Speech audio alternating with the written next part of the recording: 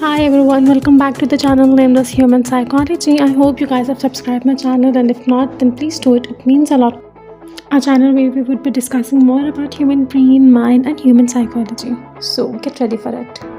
So if you guys are ready, then please comment ready in the comment box so that we could move ahead. Today we would be discussing one of the most important topic that basically constitute about 99% of our life. That's habit formation. That how do our habits form and how do they become a part of our life and how do they essentially impact our life positively or negatively. So habit formation would be the topic of today's video. It would be the basic agenda in order to explain you that how has the habits been formed and how does they impact us. We would start this topic by considering the science of habit formation, that how does scientifically our habits are formed by the help of our brain, our mind, and our activities. So moving ahead, there are total 4 steps of habit formation. The number 1 is novelty, number 2 is habituation, number 3 is sensitization, and number 4 is habit formation. Now let's begin with explaining each and every step of habit formation, and all of these steps are interconnected with one another. So moving ahead, we would be explaining the novelty at the first time. The novelty is something related to the newness, something that is really very appealing and very new to you. Being a human, it's a nature that human beings are really very attracted towards something really very new, something really very unique. So novelty basically explains that whenever you come across or you encounter something really new around yourself, then in that case excessive amount of dopamine is being released inside your brain. Dopamine is explained as a certain hormone that is basically concerned with the pleasureful activities or pleasureful experiences. Dopamine is a basic hormone that is also known as the pleasure giving hormone inside the human body. So whenever you come across an activity or a certain behavior that is unique to you, new to you, and gives you a positive vibe somewhat, then in that case dopamine release inside your body. That release of dopamine becomes the major reason why you do that activity again and again. Now coming ahead to the second step named as habituation. Whenever you repeat a certain task or certain activity again and again, in other words, you guys lose the uniqueness or newness inside that activity. So in case of habituation, your emotional response is basically reduced to that activity.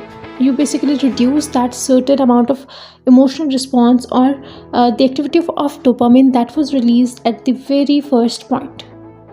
As you guys repeat it first time, second time, third time, or fourth time, maybe at the fifth time you are unable to experience that emotional response or that release of dopamine that you guys have experienced in the very first time.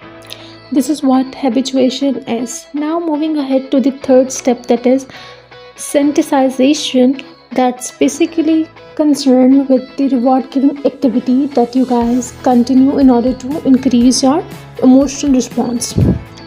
If you guys have taken a certain activity, you have repeated it for a certain number of time, and then you have lost the certain interest inside that activity.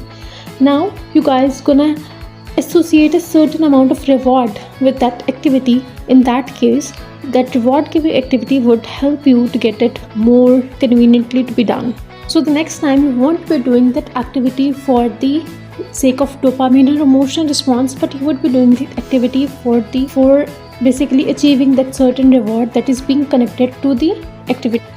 Now repeatedly doing that activity for the concern of the reward, you guys gonna automatically do that activity after a certain period of time. That would become a part of your personality in order to do that activity. So this is how the habits are formed using the 4 major steps that are being explained to you inside the video. We would be discussing the bad habits, that how to undergo the bad habit and how to break that certain sensitization loop that we have already created that loop. So in order to break your bad habits, we have also got 4 different steps.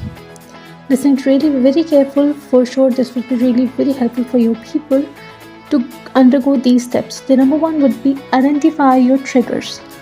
That how are those bad habit triggered, that how do we remember that we have to perform that certain habits, or at what time we prefer performing those habits, at what condition, under what environment we people undergo those habits. For example, a person has a habit of stealing things, so person should consider that when do I steal, what are the places that I consider that are suitable for stealing.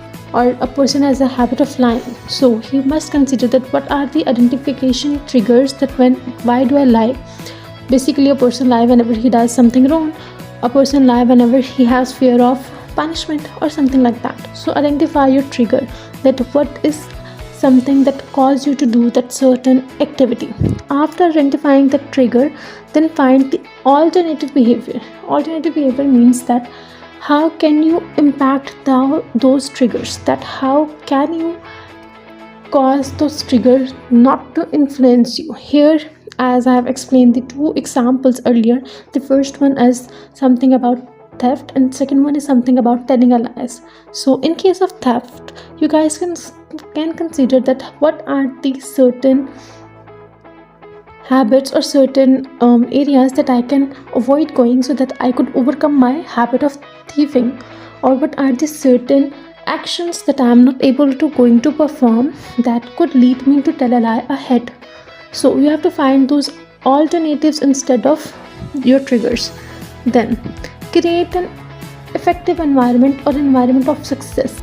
Here you guys gonna reinforce your positive activity that you did not theft or you did not tell a lie. So in order to reinforce that activity, you guys need to keep a certain amount of reward for yourself that you guys are going to give yourself whenever you perform a certain positive activity. For example, not thieving while even you had certain conditions of those, or while not going to that certain triggers that could lead you to perform that certain activity or tell a lie ahead. So creating a safe environment would be something that you're gonna reward yourself for something bad you haven't done.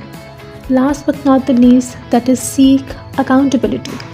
This seeking accountability basically refers to the fact that you have to tell to your family or your friends who are very very near or dear to you that you are performing a certain task, and that is gonna help you this way and that way, and in this way you're gonna held accountable to that very person. I repeat that you must be telling this to someone really very loyal to you, because you're not gonna share your personal information with every other person passing nearby you. So make sure you're gonna explain it to your mother, your father, or your sibling, or someone, a dear friend that is very dear or near to you. So this is all for today. I hope you guys would have enjoyed the video. You guys would have hit the subscribe button, like button, and commented ahead. You guys can also tell me the further topics that I could make a video of, and I could provide you with the better information on that topics ahead. Thank you so much for listening me. Bye bye.